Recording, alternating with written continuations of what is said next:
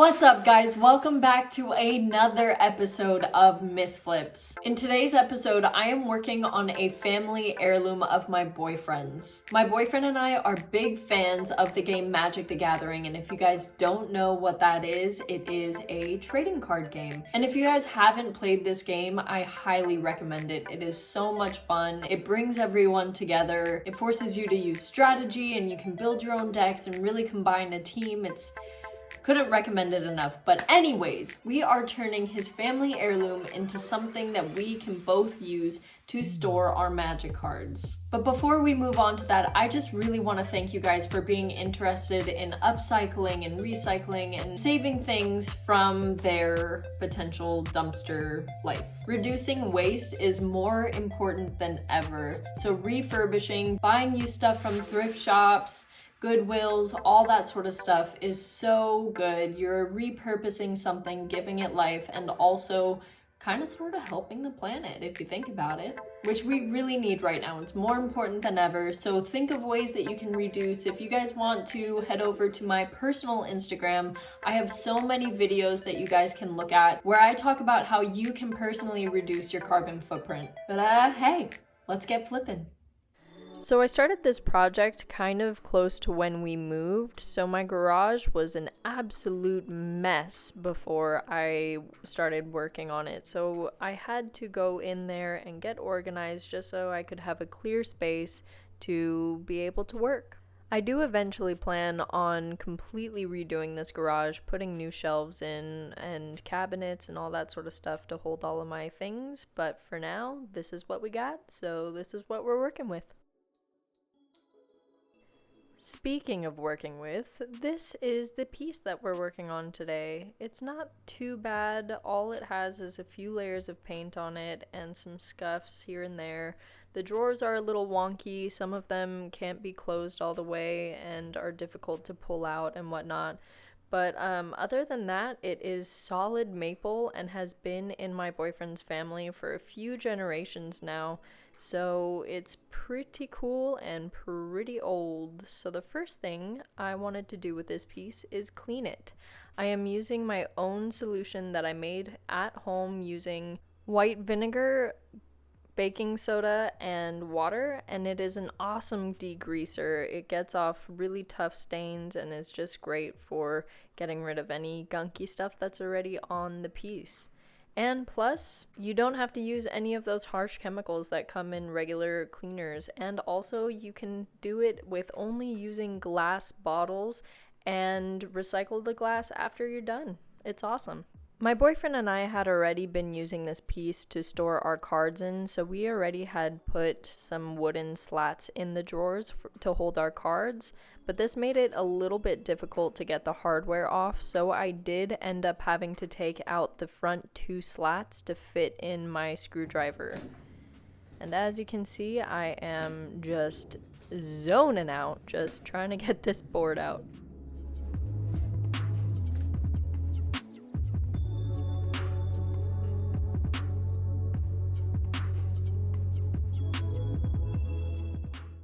And once all the hardware was off, it was time to get to sanding. Going into this, I did know that there were a lot of layers of paint on this piece. I believe in total there were 4 if you include the stain that was underneath all of the layers of paint. So in order to get through every layer, I decided to go with a 60 grit sandpaper, which is the lowest I have ever used before. And even with that, it was still such a task to get through all these layers. It ended up eating through probably about like 20 or 30 pieces of sandpaper just for the drawers. And I didn't have any citrus strip on hand at the time, so I couldn't go back, and frankly, I was just too far deep. I had to commit.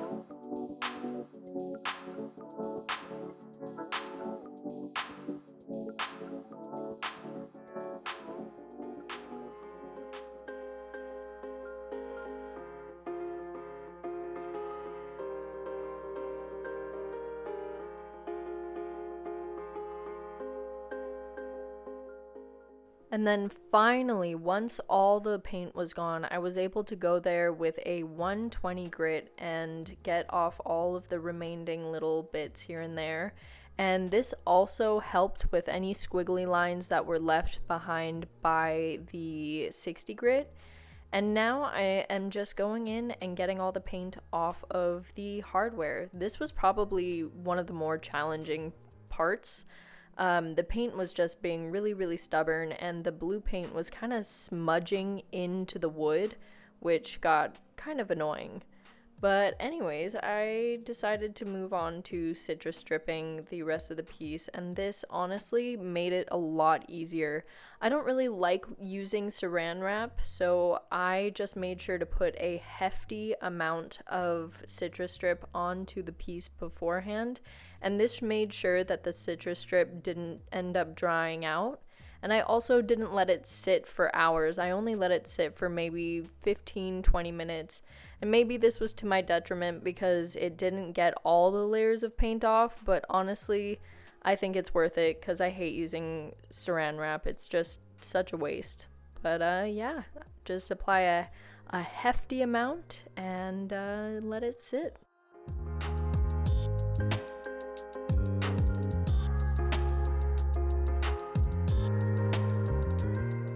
So I unfortunately did not have a plastic scraper spatula thing guy, so I used this piece of plastic that I found in our garage that was pretty stiff and resembled the characteristics of a spatula scraper taker offer thingy. And yeah, a putty knife?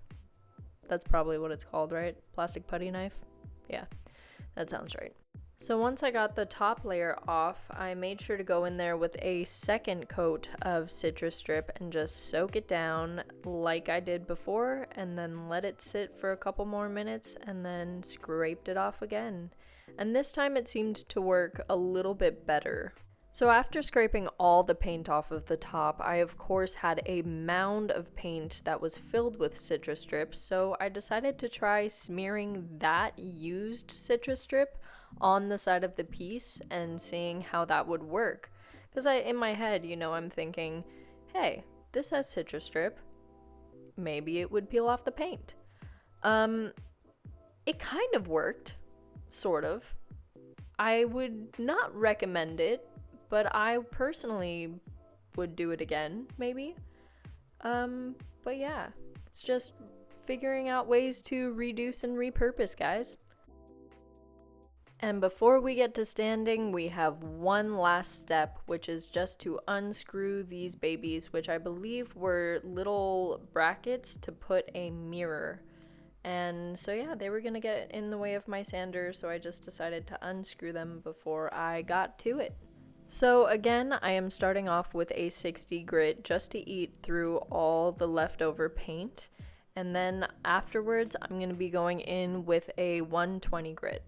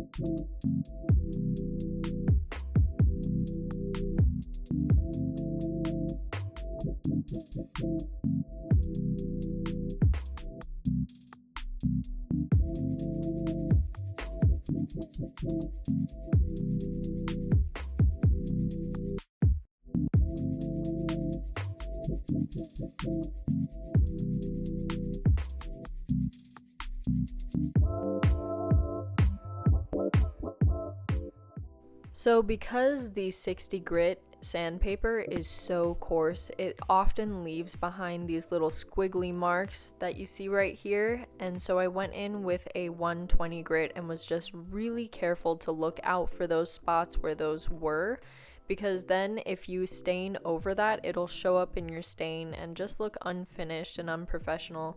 So I went in with a 120 again and just made sure to get off all the leftover bits of stain that were there, as well as those marks. And finally, it is time to prep for staining. So I went in with some tack cloth and went over all my drawers, making sure to get all the dust off from sanding and all the dust, because it had been sitting there for a little bit since I had started this piece. So I just went in there and gave it a good wipe down and then got to staining. So for the stain, I am going with the Min Wax Early American, and the reason why I chose this one is because it kind of matches the other furniture that is already in the room that we are going to be putting it.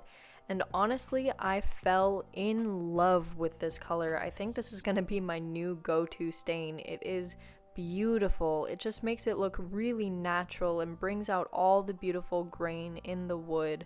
But since maple is such a porous wood, and randomly porous at that, it is notorious for splotching. So if you are going to be working with maple and don't want to have that splotchiness, I would recommend using a gel stain to avoid that.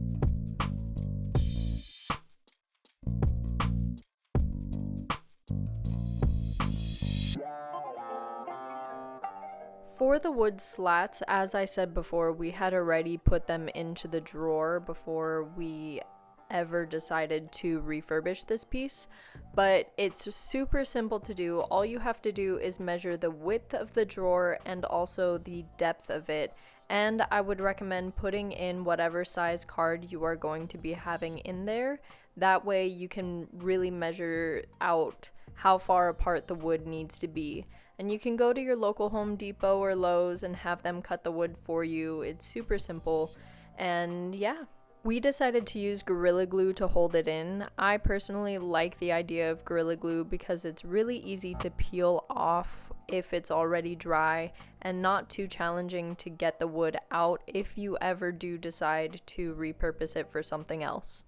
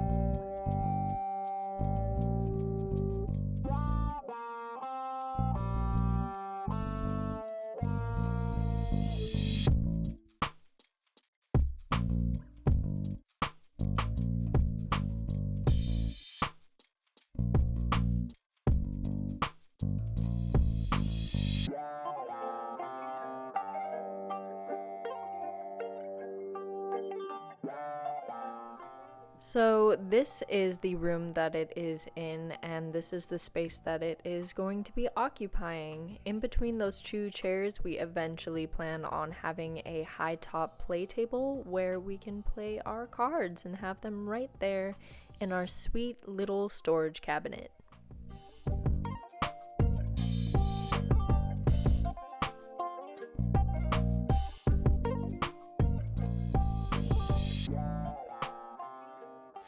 Alright guys, there it is. I really like how this piece turns out and it looks so good in our room. It balances everything out. It matches the tones of our bed set. It was just perfect all around. The transformation of it going from something, you know, that would be in a child's bedroom to something sophisticated and something that an adult would have in their room was just really, really cool. Before we had this dresser, we just had our cards strewn all over the floor. There was cards everywhere. We had games on the floor, all that sort of stuff, but we don't have to deal with that anymore. All the boxes of our cards are now in the drawers and we each have our own drawer and our own little compartments and places to put things. It just works perfectly. I also really like how I was able to keep elements of the old dresser there because it is a family heirloom, so I didn't want to change it too much and make it unrecognizable. I still wanted there to be hints and elements of what it once was. So the little paint in there where you can see each layer that was put on it, all that stuff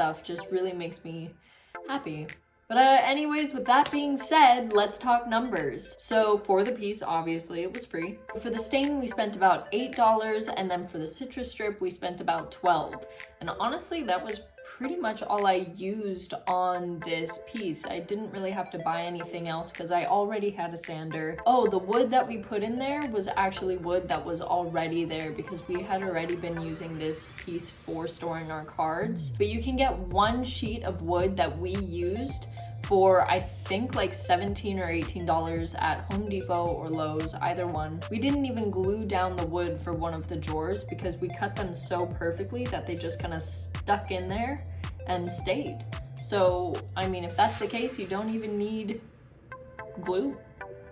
It's a pretty simple thing to do. If you guys have an old dresser lying around, it does not have to be expensive. You just need to spend a couple of dollars here and there And yeah, you have your own custom place to put your trading cards, and you can map it out any way you want. You can even put slats going opposite ways, so it's like so you create like little boxes to separate like your mythic rares, your rares, or your colors, all that good stuff. But yeah, anyways, thank you so much for watching, you guys. I hope you enjoyed this video, and I will see you next time. Stay flippin'. Mwah!